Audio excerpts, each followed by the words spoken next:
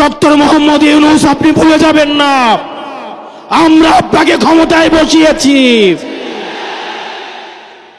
আওয়ামী লীগ নির্বাচন করবে কি করবে না, আওয়ামী লীগ আসবে কি আসবে না, এই সিদ্ধান্ত নিয়েছি আমরা।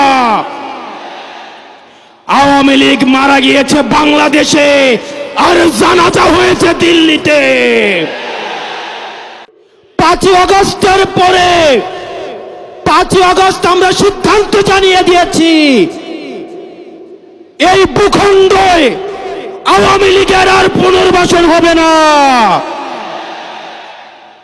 যেই আওয়ামী লীগ আমাদের দাড়ি টুপিওয়ালা ভাইদেরকে বাইতুল মুকাররমের সামনে থেকে টেনে টেনে রাস্তায় নামিয়ে এনেছিল, সেই আওয়ামী লীগের আর পুনর্বাসন হবে না।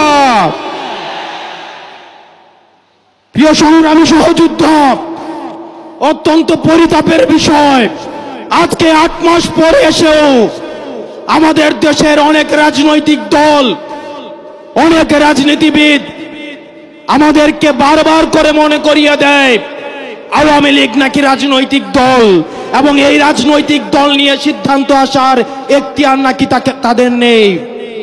ডক্টর মোহাম্মদ ইউনূস গত কিছুদিন আগে বলেছেন আগামী নির্বাচনে আওয়ামী লীগ অংশগ্রহণ করবে কি করবে না সেটি সিদ্ধান্ত নাকি আওয়ামী লীগের।